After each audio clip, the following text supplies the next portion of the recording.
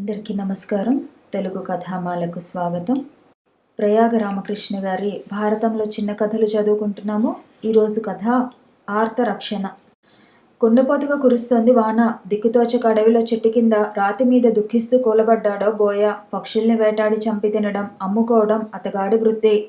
అందుకే ఆ వేళప్పుడు అక్కడ చిక్కుకున్నాడతను. అప్పుడే అటుగా తన భార్యను వెతుక్కుంటూ వెడుతున్న ఓ పావురం బోయవాణ్ణి చూసింది. అతని పక్కనే పక్షులు పట్టే సాధనాలు ఉన్నాయి.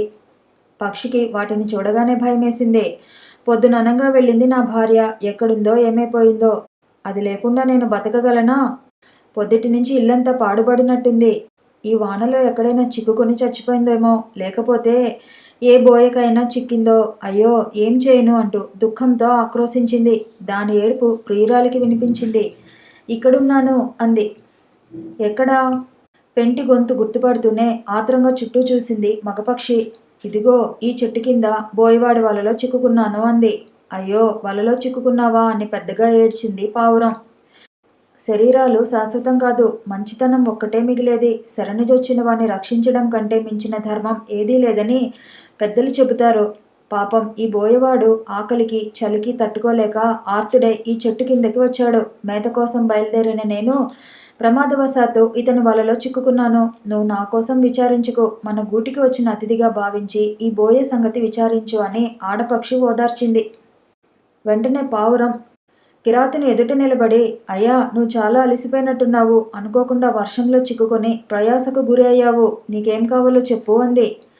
పక్షిరాజమా, ఎంత దయగలదానివి నువ్వు. చలితో అవయవాలన్నీ వంకర్లు తిరిగిపోయాయి. ఎలాగైనా ఈ చలి బాధ నుంచి రక్షించు అన్నాడు. పావురం త్వరగా వెళ్ళి తన గూటిలో దాచుకున్న ఎండు పుల్లలు కొన్ని ముక్కున ఖర్చుకొని వచ్చింది. చెట్టు కింద ఒక రాతి మీద వాటిని పోగుపెట్టి నిప్పంటించి మంట చేసింది. అయ్యా ఈ మంటతో చలి కాచుకో లే అంది.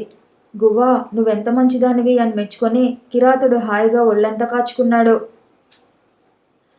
చలి బాధ తీరేసరికి బోయకు ఆకలి వేసింది. కపోతమా బాగా ఆకలి వేస్తోంది.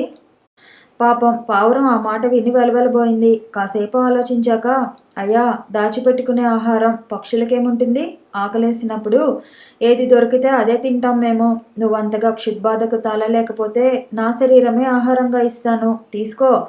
ఇంతకంటే నేనేమి ఇవ్వగలను అంటూ అగ్నికి ప్రదక్షిణం చేసి తటాలను అందులో దూకింది. అది చూసి ఆశ్చర్యంతో బోయవాడు కొయ్యబారిపోయాడు. ఆహా ఈ పక్షి నా కోసం తన శరీరాన్ని తృణప్రాయంగా ఇచ్చేసిందే. ఎంత దయ, ఎంత త్యాగం.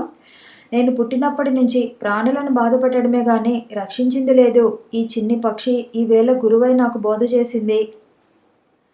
ఇక హింస చేయను నేను. భార్యాబిడ్డల్ని సైతం విడనాడి ప్రలోభాన్ని విడిచి అభాగ్యగత సంరక్షణ కోసం తన శరీరాన్నే అగ్నికి ఆహుతి చేసింది పక్షి.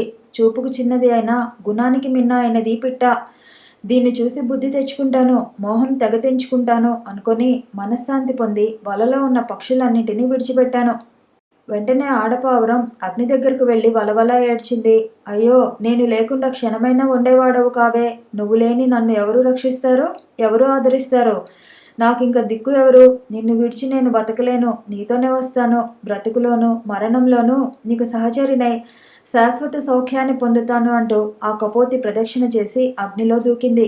బోయవాడు రెప్పవేయకుండా చూస్తూ నిలబడిపోయాడు. ఇంతలో ఆ పక్షి దంపతులు ఒక దివ్య విమానంలో రత్నమయ భూషణాలు ధరించి అప్సరసల అభినందనలు అందుకుంటూ వెళ్ళిపోతూ ఉండటం పూర్వజన్మ పుణ్యం వల్ల ఆ బోయకు కనిపించింది. జన్మధన్యమైందనుకున్నాడు. అరణ్య మార్గాన నడక సాగించాడు. ఈసారి వాన, చీకటి, మబ్బులు, భయం, ఆకలి, దాహం ఏమీ అనిపించలేదు అతనికి. నడుస్తున్నాడు. నడిచి కాళ్ళ చర్మం పగిలింది. ఆయాసంతో శరీరం తూలుతోంది. అయినా నడుస్తూనే ఉన్నాడు, నవ్వుతూనే ఉన్నాడు. కొంత దూరం వెళ్ళాక ఒకచోట అరణ్యాన్నంతా అలుముకుని దహిస్తున్న దావానలం కనిపించింది. పరమేశ్వరుణ్ణి ప్రార్థిస్తూ నిర్మలమైన మనసుతో ఆ అగ్నిలోకి ప్రవేశించాడు. బోయే శరీరం కాలిబూడిదైంది. అతని ఆత్మ దివ్యత్వం పొందింది. మరొక చిన్న కథతో మళ్ళీ కలుసుకుందాము. ఈ వీడియో నచ్చితే లైక్ చేయండి, షేర్ చేయండి, కామెంట్ చేయండి, ఛానల్ని సబ్స్క్రైబ్ చేయండి.